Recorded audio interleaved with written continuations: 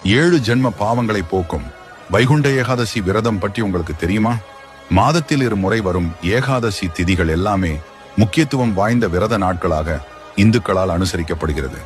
இதில் மார்கழி மாத வளர்பிறை ஏகாதசி மிகவும் புனிதமானதாகவும் மங்களகரமானதாகவும் கருதப்படுகிறது. இந்த நாளில் வைகுண்ட வாசல் மகாவிஷ்ணு கோயில்களில் அதிகாலை திறக்கப்படுகிறது. இதை பரமபத வாசல் என்றும் சொர்க்க வாசல் என்றும் குறிப்பிடுகிறார்கள். இந்த புனித நாளில் விரதம் இருப்பது 7 ஜென்மங்களில் நாம் சேர்த்து கொண்ட பாவங்களை போக்கும் என்று நம்பப்படுகிறது. புராணத்தின்படி ஒரு காலத்தில் மது, கைடவர் என்னும் 2 அரக்கர்கள் பிரம்மாவிடமிருந்து வேதங்களை திருடி தேவலோகத்தில் பெரும் கொந்தளிப்பை ஏற்படுத்தினர்.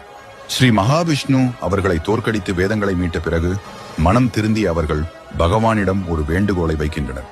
தாங்கள் பகவானிடம் தோல்வியுற்ற அந்த ஏகாதசி நாளை வைகுண்ட ஏகாதசியாக அனுசரித்து வைகுண்டத்தின் வடக்கு வாசல் வழியாக வரும் பக்தர்களுக்கு மோட்சத்தை தந்தருள வேண்டும் என்பதே அது. பகவானும் அவ்வாறே வாக்களித்தார்.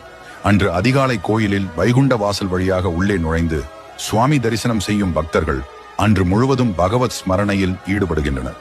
எல்லா கோயில்களிலும் விஷ்ணு சஹஸ்ரநாமம் பாராயணம், பக்தி பாடல்கள், உபன்யாசங்கள் என்று நாள் முழுவதும் நிகழ்ச்சிகள் நடப்பதால் பக்தர்கள் கோயிலிலேயே தங்கி தங்களை முழுவதும் பக்தியில் ஈடுபடுத்திக் கொள்கின்றனர். வீட்டில் இருப்பவர்கள் வீட்டிலேயே பூஜை வழிபாடுகள் என்று செய்கிறார்கள். அது மட்டுமல்ல, அன்றிரவு தூங்காமல் கண் விழித்திருப்பதும் மிகவும் முக்கியமானதாக கருதப்படுகிறது. அன்று முழுவதும் பக்தியுடன் பகவான் நினைவிலேயே கழிக்க வேண்டும் என்பதே அதன் சாராம்சம்.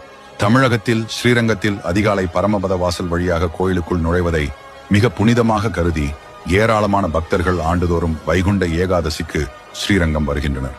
அதேபோல திருமலை ஸ்ரீ வெங்கடாசலபதி கோயிலிலும் உடுப்பி ஸ்ரீ கிருஷ்ணர் கோயிலிலும் மிக கோலாகலமாக வைகுண்ட ஏகாதசி வழிபாடு நடைபெறுகிறது.